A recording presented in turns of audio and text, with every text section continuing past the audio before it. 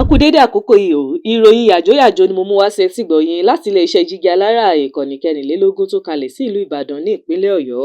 Ọjọ́ Ajé Monday ọjọ́ kẹta oṣù kejìlá ọdún 2024 yìí, àjọ Civil Defence ẹ̀ka ti ìpínlẹ̀ Kwara ti fi ìròyìn ayọ̀ léde pé àwọn dóòlà ẹ̀mí Faozia Muhammed akẹ́kọ̀ọ́ fásitì ìpínlẹ̀ Kogi tó wà ní Àyígbè táwọn ajínigbé jí gbé kúrò ní àkàtà àwọn ajínigbé ọ̀hún láyọ̀ àti àlàáfíà láì fi ara pa o.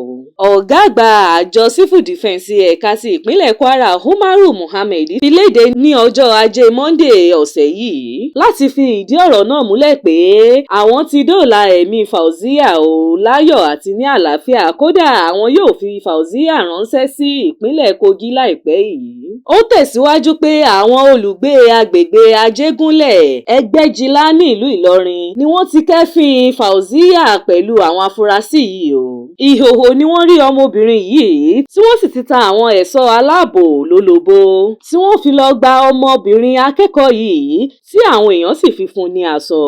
Ó fi kún pé Faozia ní òun kò mọ bí òun ṣe dé ìpínlẹ̀ Kwara o láti Kogi. Ó ní ohun tí òun mọ̀ ni pé ìwé tí òun mú jábọ́ tóun sì ń gbìyànjú láti mú padà, ṣùgbọ́n òun kò mọ ohun tó ń ṣẹlẹ̀ mọ́ títí tí òun fi yájú sí ìlú Ìlọrin o.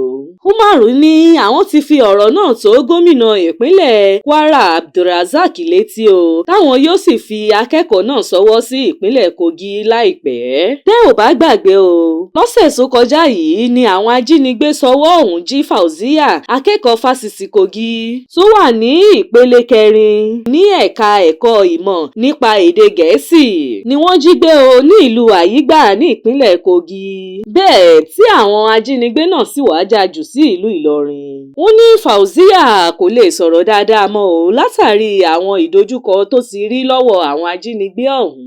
Kò ní jù báyìí lọ lórí ìròyìn yàjóyàjó fún ti àkókò yìí. Ẹ máa bá wa subscribe sí ìkànnì Jígí Alára ìkànnì 24 tó kalẹ̀ sí ìlú Ìbàdàn ní ìpínlẹ̀ Ọ̀yọ́. Orúkọ tèmi ni Afọláṣadé Abbas láti ìlú Ìbàdàn ní ìpínlẹ̀ Ọ̀yọ́. Ẹ ṣé púpọ̀.